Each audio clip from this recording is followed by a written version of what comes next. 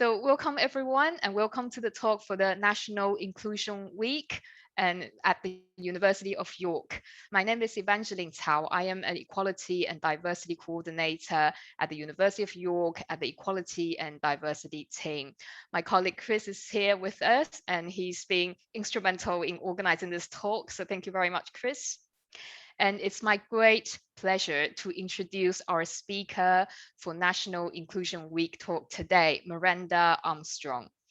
Miranda Armstrong is a writer and a research associate based at the University of York. Miranda has held the prestigious Economic and Social Research Council PhD scholarship, taught sociology and criminology at Goldsmith College, and worked on research projects at the Open University and the University of Cambridge. A recipient of a Resourcing Racial Justice Award for her work on single Black motherhood, Miranda provides talks and workshops on the topic for a variety of organizations. She is author of the graphic pamphlet, Beyond the Myth, Single Black Mothers and Their Sons. Her writing on single motherhood has been published by outlets including Discover Society and Black Ballad. And she's a contributing essayist to the pioneering anthology Motherhood Untold. So the title of her talk today is Moving on Up, Higher Education and Student Parents. So over to you, Miranda. Hi there. Can you see me okay? Great. Okay.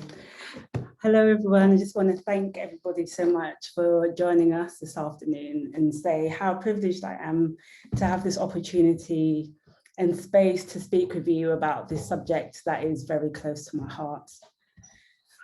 Part of the title of this talk is taken from Curtis Mayfield's track, Move On Up, as I'm sure many of you recognize, which was released around 1970. And I think its frantic sound, as well as its universal themes of hope and battling adversity and transcendence, speak very strongly to aspects of being a student parent. And I really enjoy it for its positive, encouraging message and its celebratory mood. And while the collective stories of studying parents are positive and encouraging and worthy of celebration, they are also complex and complicated.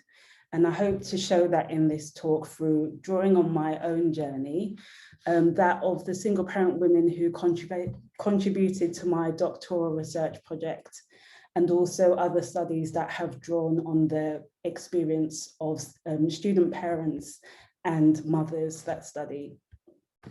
So before I get into some of those textured details, first some background about student parents in the UK.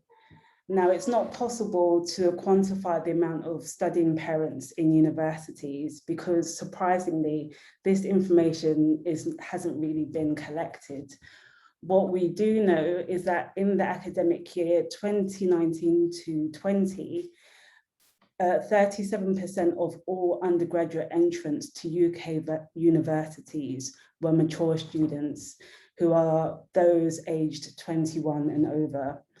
Again, we don't know what proportion of this number have dependents, but we do know that mature students are more likely to be parents. We also know that mature students are more likely to be female and are also more likely to be Black women. Female mature students make up 41% of all Black entrants to university, and that's a figure from 2020. And this talk focused specifically on the experiences of student mothers.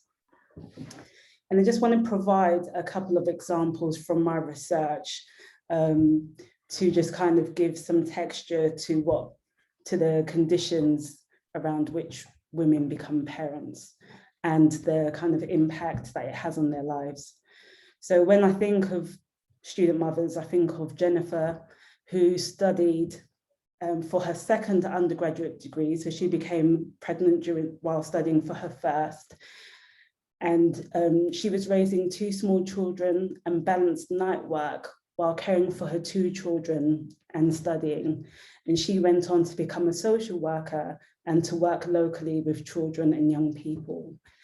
And secondly, also think of Juliet, who left a relationship with one child at primary school age and another in babyhood, and worried of what would become of them as a single parent. She stopped her job as a clerical worker and entered university by doing a foundational year first, and went on to become a teacher, which enabled her to support her family. So there are certain factors that have enabled parents participation in higher education, including more flexible routes to entry, and those include foundational years. So rather than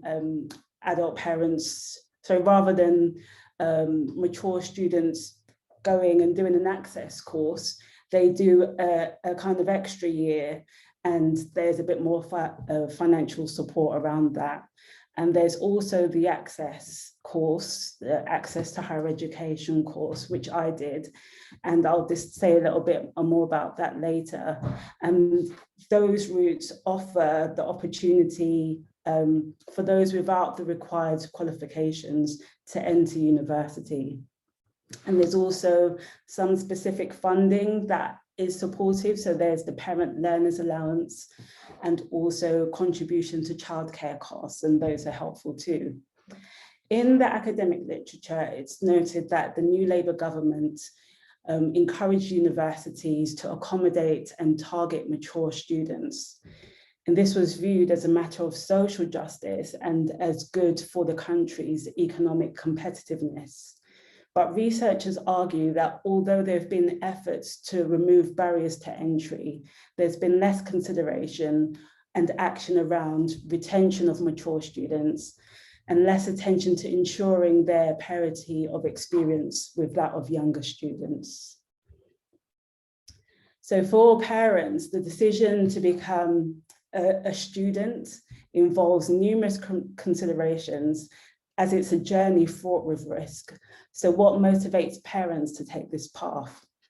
Researchers at Brunel University found that the top motivations for studying parents in higher education were to qualify for a specific career and also to inspire their children.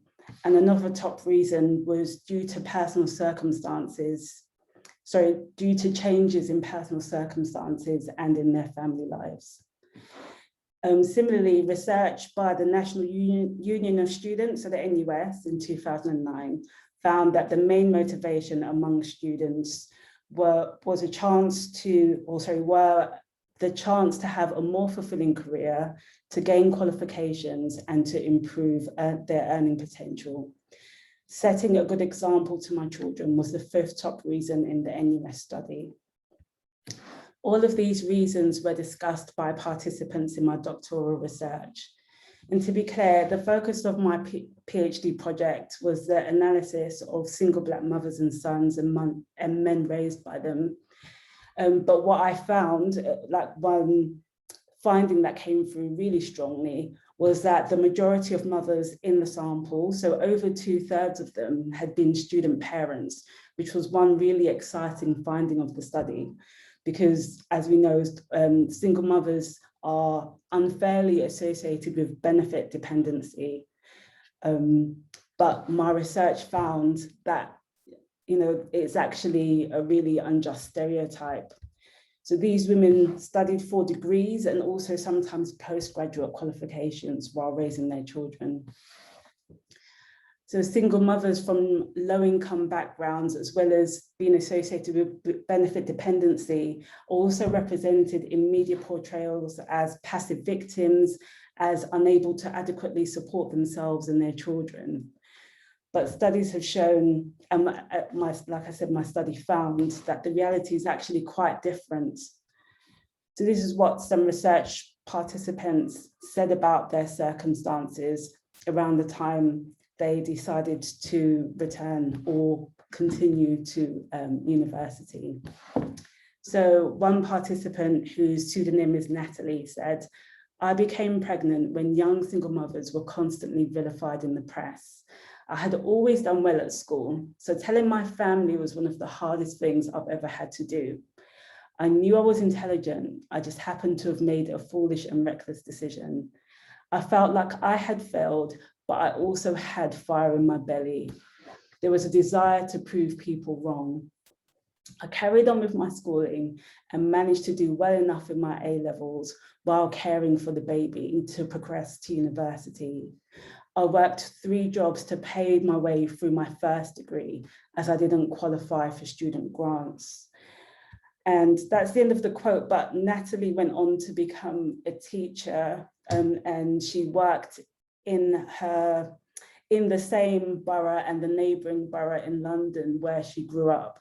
And that's been a really satisfying career for her. She said that she initially chose teaching because and the main reason for that being that it would work well with,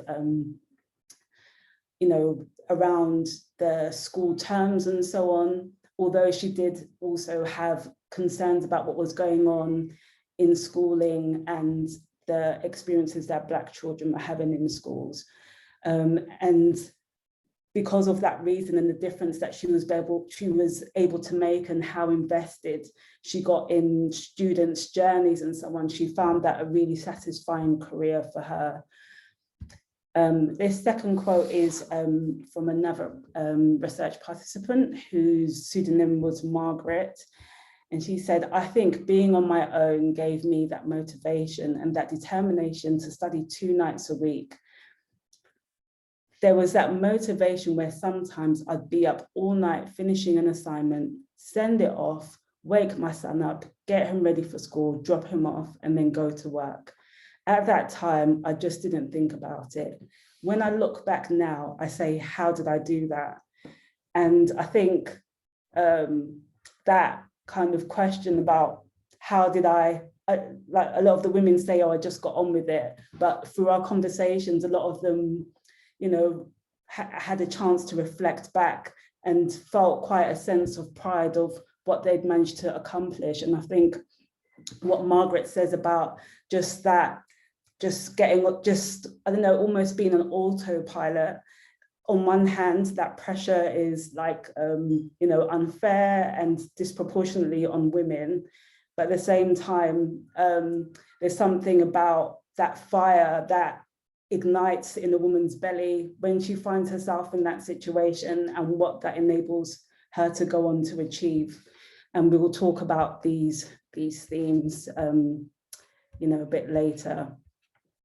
So I want to share a bit of my story, just to further illustrate some of the things those quotes touch on.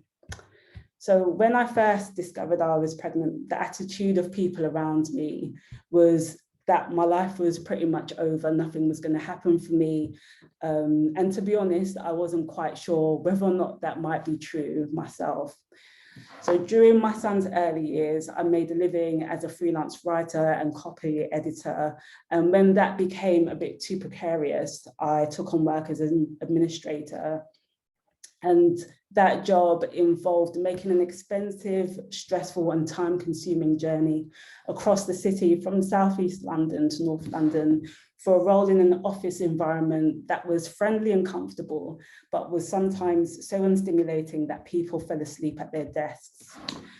My son was about to begin primary school, and I knew that I didn't want him to be in childcare before and after school every day, and especially for a job that was paying the bills, but not very meaningful to me.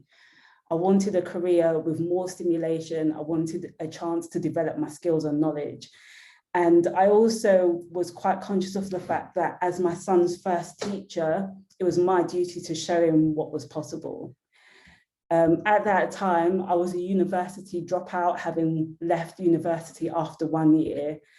So I was keen when I found out that it was possible that I could go again with support, with financial support.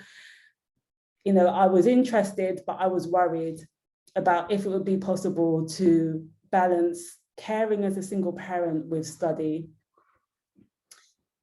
But I met a mother at my son's nursery who was doing the same thing, and a conversation with her really energized me. You know, she told me how she managed to make it work. So I thought, you know, maybe I could do it too. And I found out about the Access course. And that was really exciting, knowing that many, you know, good universities, good in inverted commas, would accept that. And the course, that one-year course, seemed like a path to a more promising and fulfilling future. And thinking back to that experience on the course, I realized the vast majority of the women I studied alongside were mothers. It wasn't something I was really observing and measuring at the time, but it was quite rare to actually meet a young woman who was in those classrooms who wasn't a mother as well. And there are differences between us in terms of our ages and the number of our children and the ages that our children were, but we were all very united in our desire for a more secure future for ourselves and our children. So it was a challenge, but I did complete the Access course. It was a 10-year gap from dropping out after the first time to doing the Access course. And it was a challenge to get into the discipline of meeting deadlines and so on. But I finished the Access course. I got a place at a good regional university, and I went on to become the first person in my immediate family to complete an undergraduate degree, and did so at the age of 32. But I managed to achieve a first-class degree in student awards. I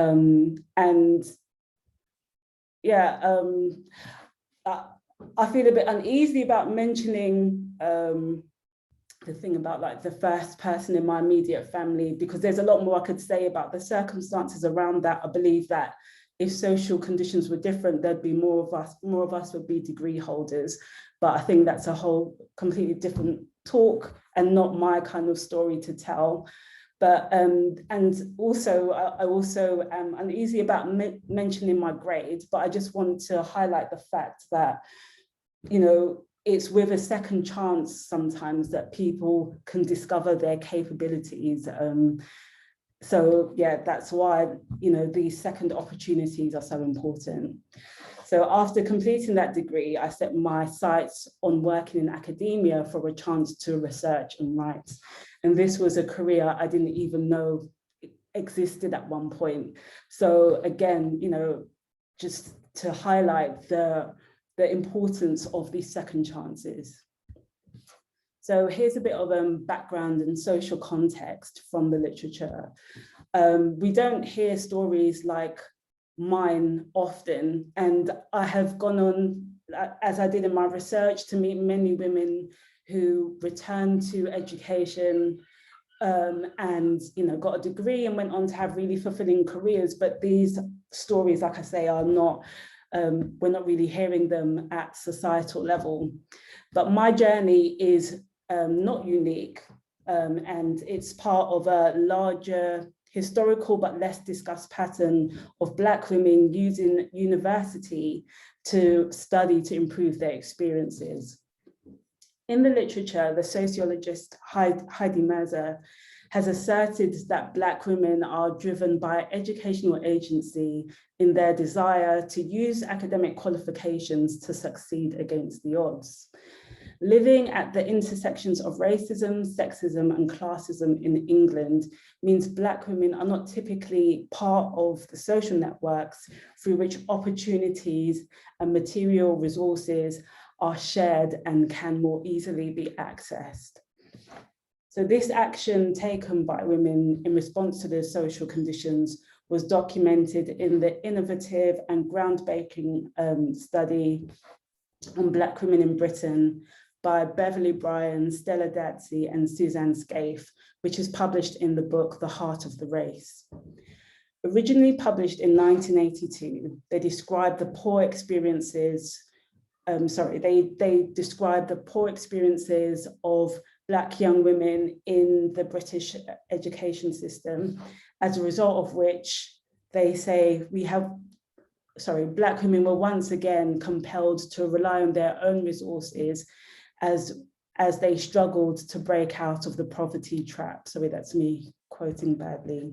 They go on to explain, and I'm quoting properly now, returning to study has not been easy, but the large number of Black women of all ages who have chosen to do so attest to the fact that we are still refusing to be deterred by our lack of qualifications, the demands of our families, and other pressures.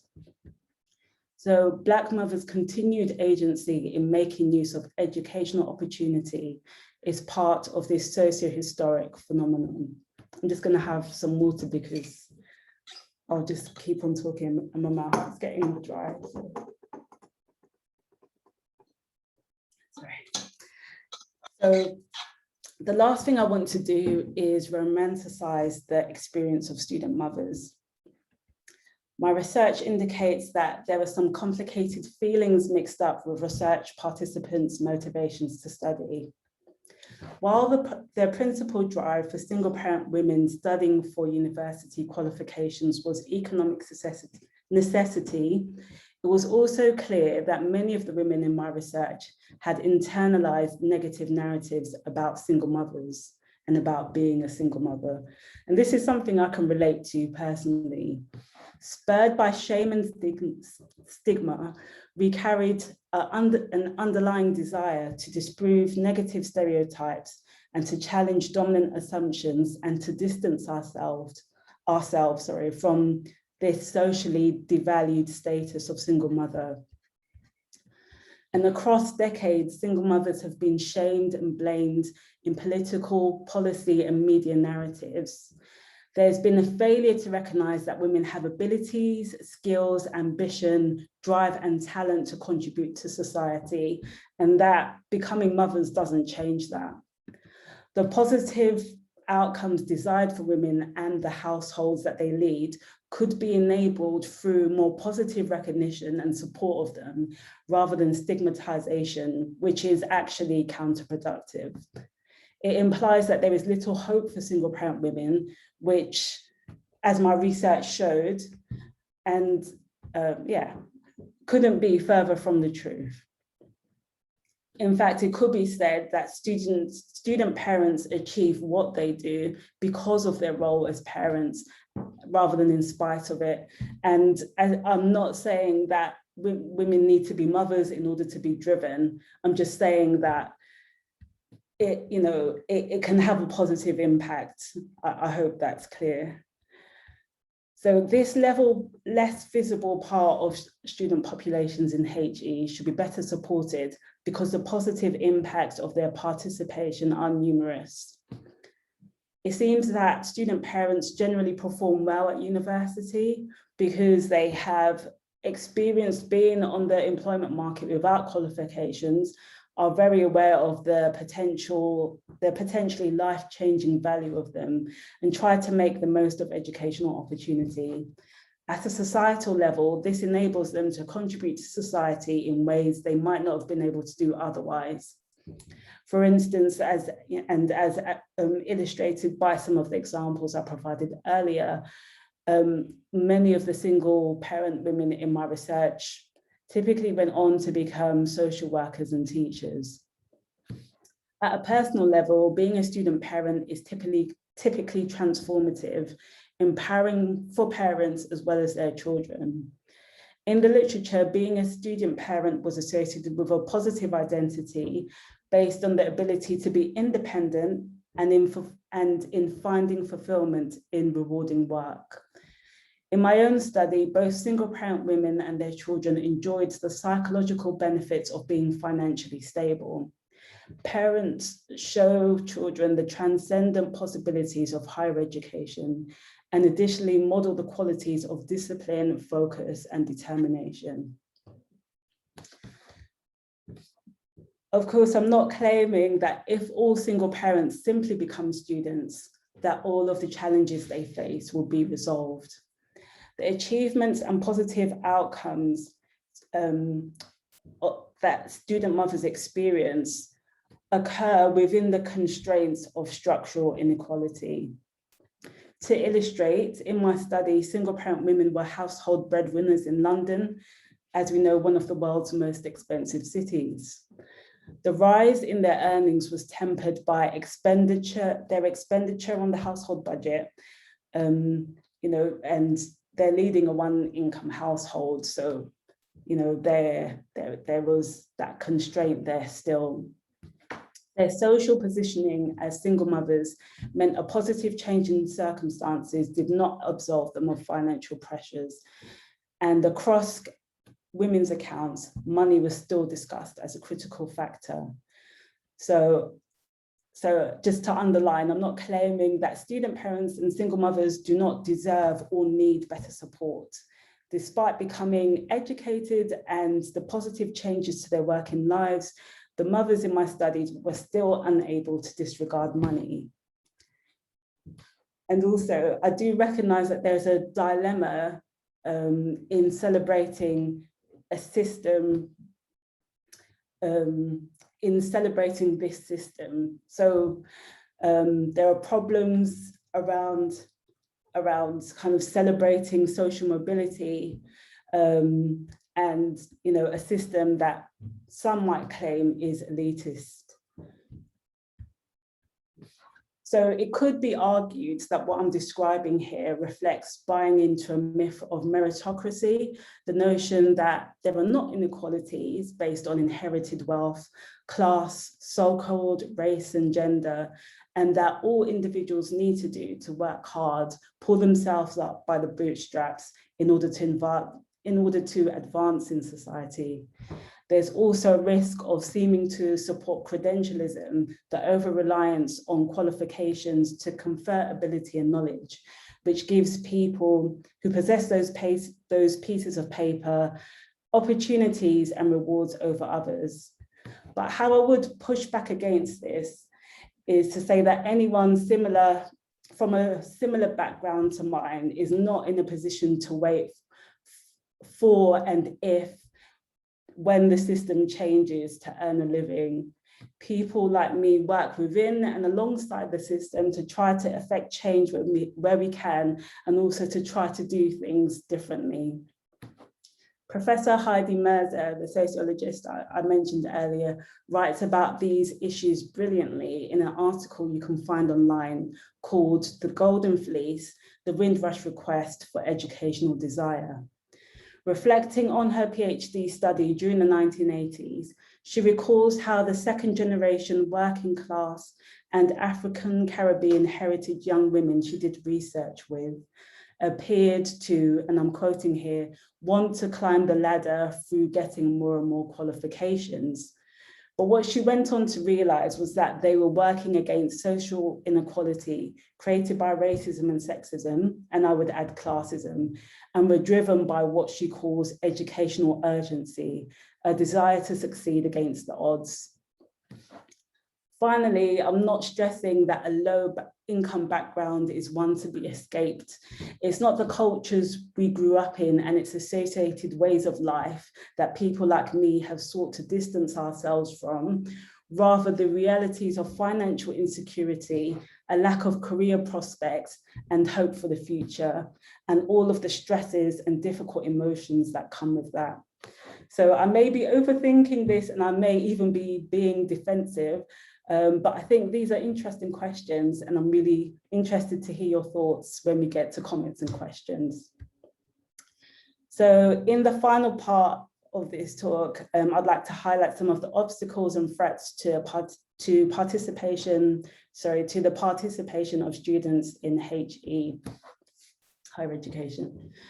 So the literature shows that student parents face a challenge in funding their studies, usually suffering a loss of income in dedicating time to their studies.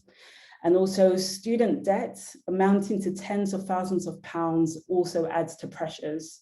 Studying parents seeking to continue into a postgraduate degree after doing a first degree face more challenges due to lower levels of financial support at that level. Also, despite efforts to widen the participation of mature students who, as I've said, are more likely to be parents, The researchers on this topic have observed that the arrangements of courses are still based on the assumption that the typical student is young and unencumbered by caring responsibilities. And this is evident in early starts, sometimes 9 a.m., late finishes, and assignment deadlines and exam periods that fall during or close to school holidays, when parents obviously have caring responsibilities. And also, student mothers experience a tension between their roles as students and the socially prescribed one as main carer. We can think about this regarding the hidden labor done in the home with caring work and how this consumes one's time that could be used for studying. But we can also think about this in terms of everyday practical difficulties. And just to illustrate the last couple of points, drawing on my own experience again, my name was on my degree certificate, but if we included all the people that, helped me along the way to be able to meet deadlines, to attend lectures, to prepare for exams, there would be a very long list. So there would be my mum and dad who did, school runs, school collections and sleepovers. There would be the kindly childminder who took my son in before his official opening time in order to help me to get to lectures at 9 a.m. And I actually went to a university 30 miles away from where I lived in one of the home counties, because that was the course I really wanted to attend. And so, yeah, there was the childminder. There was, at another point, there was the school's after school club and breakfast club. There was local families with whom I could arrange play dates for my son, and also really generous friends who would take my son for a day during the weekend so that I could focus and get some studying done. So such challenges around caring and the need for parents to have time to focus on their studies will have been exacerbated by the current pandemic. Studies have shown that disproportionate demands on mothers' time during the pandemic, with homeschooling, more caring hours, and in addition their working hours, has been difficult for women, and imagine how it's been for student mothers. So I wrote in an article for Discover Society that single parent women, and that shouldn't be single parent women, that would be all parents, but particularly women in particular to whom caring responsibility disproportionately falls, had become during the pandemic a homeschooler, a personal trainer, a full-time cook, a children's entertainer, to name but a few of the roles undertaken. Increased isolation and loss of contact time are some of the challenges that student parents will have faced or be facing during the challenges created by COVID. And these obstacles can remain with the prospect of online degrees looming. Institutions need to consider and work to relieve impacts on student parents. Another reason it is urgent that there's change in the sector is that figures shows that since 2012, when tuition fees of around the 9,000 mark were introduced, has led to a reduction in mature students entering higher education. Although interestingly, there was a slight increase in numbers last year. So the literature suggests that older students are more debt adverse, and the cost of higher education seems to be cutting off what for some is a vital lifeline. And conditions are also affecting retention. In 2020, mature students at university were twice as likely to drop out. So what can the HE sector do to better support student parents and thus keep this route to a brighter future open for families? Two suggestions I have are, first, to begin to measure the amount of student parents in order to take action to better accommodate them. While it might be true that the needs of student parents are complex and expensive, institutions have a duty to support this part of the student community just as well as any other. Helpful amendments to arrangements could include addressing challenges raised by deadlines, exam periods, and the scheduling of lectures and seminars. But what I think would make a really significant difference would be for universities to offer childcare facilities, including an on-site creche and holiday clubs. Opening up campus space would offer multiple benefits, and an on-site creche especially would relieve the multiple stresses faced by student parents. This is also one way that universities can give back to the communities they serve. So before finishing, I just want to re-emphasize that the last thing I want to do is to glamorize this experience. I was a student parent for over 10 years, and the glimpse into that time that I've provided today and my neat online bio belies the difficulties I've confronted over the years with housing, personal finances, being extremely time poor, wrestling with imposter syndrome and other intrusive thoughts and difficult emotions. Earlier, I mentioned why the song Moving Up has been referenced here, but I think in order to reflect the realities of being student parent more accurately, we might need to dramatically reduce its tempo and perhaps even distort Curtis Mayfield's falsetto register a little.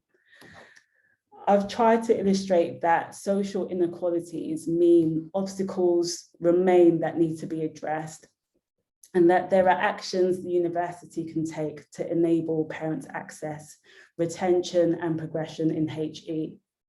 I've also attempted to show, importantly, that there is hope for student parents, women and single mothers relatively later in life, a second chance to discover one's capabilities and to dare to imagine a more fulfilling and rewarding future.